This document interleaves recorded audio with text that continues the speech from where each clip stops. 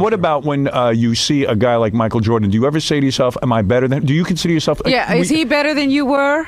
You know, it's different eras. You know, I see Michael Jordan as this. I see all the money being paid to these guys out there, you know? Right. And I think that Michael Jordan should get about 10% of every guy's contract. Right, because he's made basketball exciting. He's made basketball exciting and made it what it is. And so when young guys like this boy Iverson, who comes out for Philadelphia and says that he has no respect for anybody, whatever, he should be taking his head off to Michael Jordan and saying, here, whatever. If you were starting a franchise today, who's your #1 pick out of all the players in the NBA? Well, I'll tell you won't believe this, but I like Johnny Stockton. I think he's the most complete person in his position.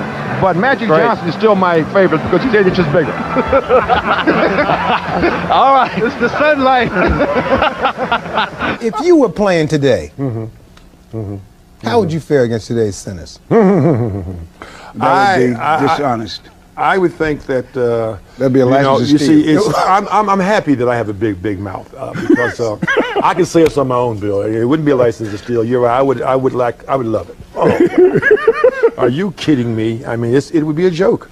But wait a minute. What about against the Elijah ones? He's quicker than I am, but I believe I'm faster than he is, or was at one time. I'm still pretty fast. No, but I just don't know of any center of the day that really. Yeah, I mean, listen, I know that basketball is a team game, right? And you've already made Michael #1.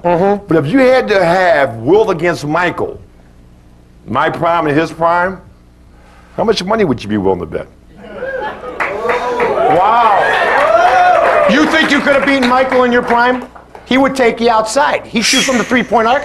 Then you try to come on and get him, he'd dribble around you. I run the 109.5. I have a 52 vertical, bench press almost 600 pounds. Michael would probably be going. Wait a minute, 600 pounds? 600 pounds. I think you're exaggerating. You're out of your mind. We all exaggerate a little bit, but this case, I'm going the other way.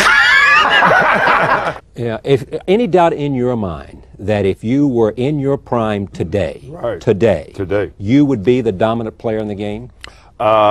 No doubt in my mind. I think the game has evolved to more maybe of a showcase of athletes and the technical good playing of the game. If you don't believe in yourself, nobody else will. Yeah, right. I believe. Next. Let's talk about Michael Jordan. I'm curious. Michael Jordan. Say we had a time machine here, and we could send Michael Jordan back to the Civil War. No, that's stupid. What if back to playing basketball with you in your prime? All right? How do you think he would do in those days? Well, first of all, I'm glad you said with me, you know, and not again me. Michael Jordan is one of those rare specimens that could have played at any particular time and is a gifted athlete who is using those gifts in basketball incredibly so. Now, what would his playing style, how would that have translated back then? Well, his playing style is he's 6'7" and he's like 197 pounds. Coming into what we call our domain, the pivot for us big guys, would not have been very wise of Michael, you know, if he was playing during our time. So we would say, Michael, you know, as long as you do all those fancy things outside of where we are, that's fine. So it wouldn't have been good for Michael. Really? No. You think he'd have been crushed, is what you're saying? I don't think. I know he'd been crushed. Right. Came in there once or twice. What about the 360-degree whip-around dunk? Right. What would people have thought of that at the time? Well, you know what? I'm glad you said that because, you see, the mentality of the fan today is wonderful, and they've learned to accept showbiz. Right. And Michael is the epitome of showbiz, along with that great talent. During my time, if you did a 360, first of all, the opposition would take it as an insult that you would try to do something like that against them. The coach on your own team, if you weren't at least 90,000 points ahead, would bench you. And the fans would look at you like, well, he's the biggest hot dog in the world. In Chicago, if he doesn't give you one of those 360s you're talking about, even though their team is 90 points ahead, they're looking for something spectacular. The fans will turn on you. You're right. Back then it was more about teamwork, working together. Absolutely. What's happened to basketball? You're 25. You're 25 years old. The 25-year-old Wilt Chamberlain, who didn't just have the inside game, had the fadeaway, could put the ball on the floor a little bit. Somebody must have told you about that. I remember it. Okay, right. Trust me. Right. The 25-year-old Wilt Chamberlain, transplanted into today's NBA. What do you do? You see, with the new rules, which are all slant to help the offense. Now, when I get the ball, instead of having 2 and 3 people and Russ all at me at the same time, I'm by myself with one guy. I would love it. I would love it. 50 points, maybe 60 points, maybe 70 points a game. Because I had nobody. Wilt. Wait a minute. Well, you asked me a question, right? 70 a game. Well, you know, the last 10 games, I was talking to Russ about the last 10 games of my 61-62 season, right before I scored 100 points, I averaged about 71 points a game. Yeah, you were on a rampage. Yeah, but I'm saying to you, but it's easier now. I was too fast. I was too strong. One guy is not going to take me down in that particular way. If you were playing today, how many points would you average, you think? In what, today, right now? No, not right now. I mean, because I could get maybe 30 right now, big fella. I'm trying to tell you. At 60. Yeah, 30 and 60, you cut that in half. But at 30, I call him at 60, I could get 30, but at 30, I could probably average 60 or 70. Yeah, and I mean, I'm saying that. I'm saying that politely. I'm not trying to just, I'm not trying to dismantle your belief on how great the athlete of today is. But the game would best suit me. Believe me, it would best suit me. Michael Jordan, and yet it bothers you when people talk about him as being the greatest player of all time. Well, it bothers me because we all have our opinions, and I don't think that, commensurate with what he's doing, what he's done, and how the game is going today, that he's better than Oscar Robertson, Jerry West, Bill Russell, a number of people. The greatest scorer of all time? Not even. Would you even give him that? Well, you see, what people don't remember was that my first 7 years, I scored a lot of points. Then I stopped scoring on my own volition. I tried to do other things. I was asked to do other things, and that's what I did. For the last 7 years, it wasn't about points to me. It was about trying to do other things.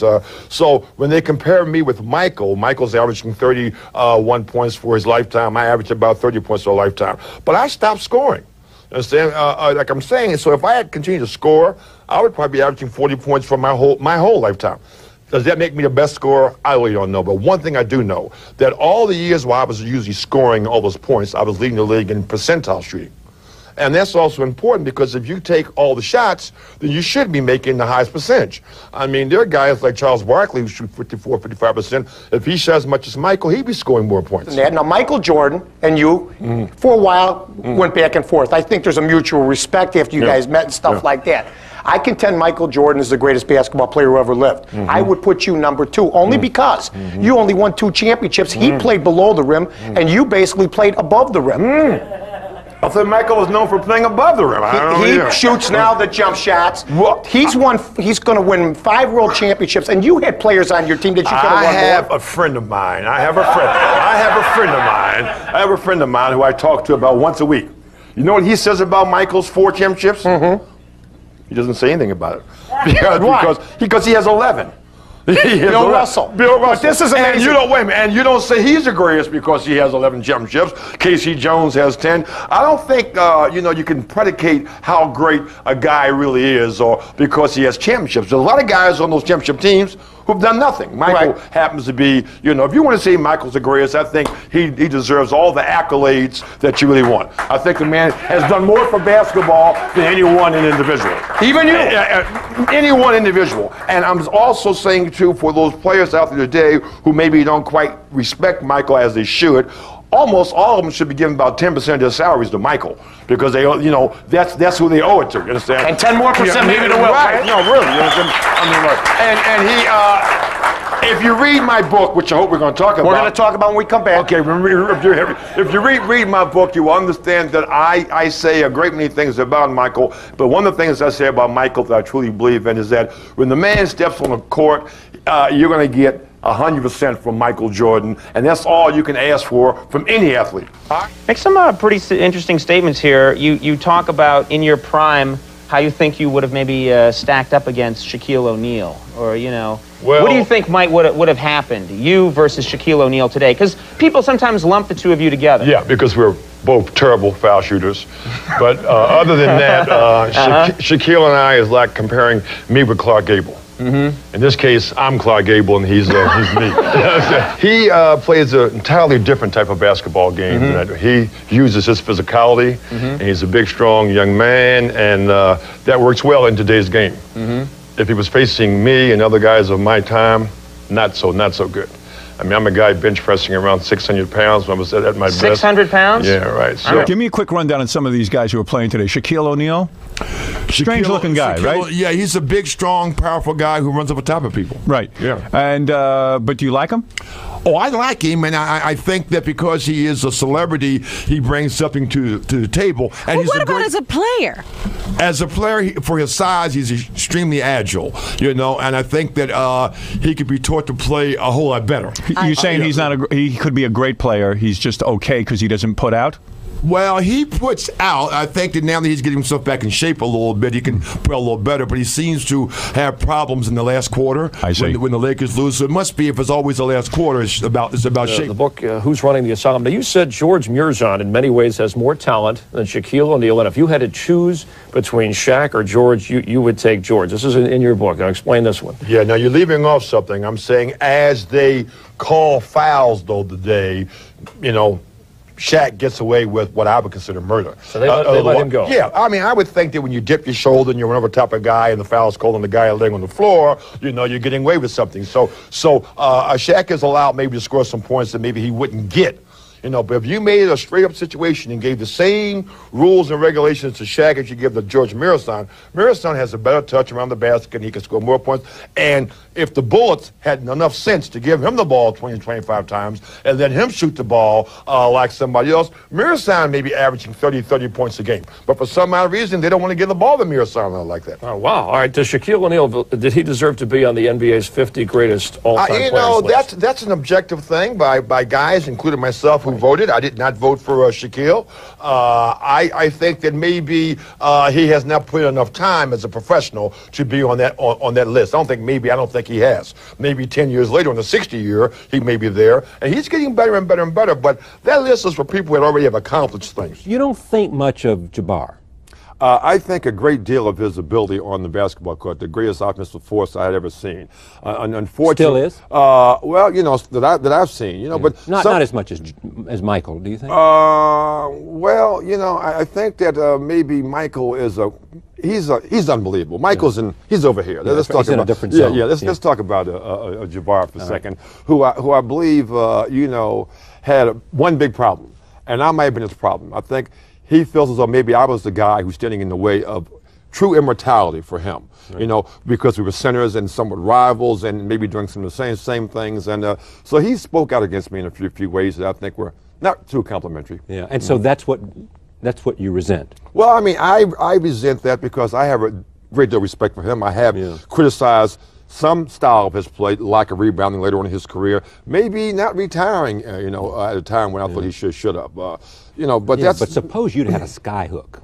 Oh, boy. But I had a fadeaway jump shot. I had a fadeaway jump shot.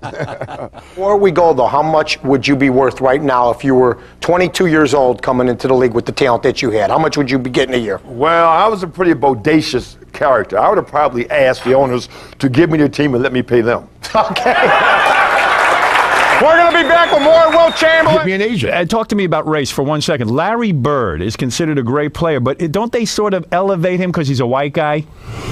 Well, I think that may be in the minds of many, but this man also was very, very talented. I think he epitomized what a forward is supposed to do, and especially in the game that he played, because he was technically correct. He was a correct type of basketball player, and most people today don't play the game correctly. I see. And he did. Do you still think you could do it? Someone said, you know, I think he still thinks that he could play. Yeah. Well, I'll tell you what, up until about 1989, there were owners out there who thought I still could. I mean, not to demean the players of the day, I think that Wilt Chamberlain could probably go out and be a leading rebounder. Rebounder. Yeah, rebounder, right, which is a part of the game. Yeah, you got to have the ball to win. That's right. One of the great things I saw yesterday was that I saw you and Michael Jordan talking. Now, I didn't know that you guys had never met. What was going on in that conversation? Well, I just went over to say hello to him, and I was like everybody else. I meant all. So I went over to say hello and said that we got to get together and talk sometime, which he wanted to do, and it was nice. I mean, most people would have thought that we had met, but no, I don't play golf. You understand? And he doesn't play volleyball. So, but you know, here we are now. And so I'm having a great time. What's your most prized autograph? Oh, well, the greatest of all times. He's right here in front of me. Signed a couple of my books for my young children, and I couldn't be happier. Well, is it true? Would you like to tell Clyde how many points you would score if you played in the game today? How many points did you average? Well, you got to understand with the rules of the day, with the offense not allowed to touch you, can't come in and put 3 or 4 guys around you when you don't have the ball. Probably about 65 or 70 might be a good thing, you know.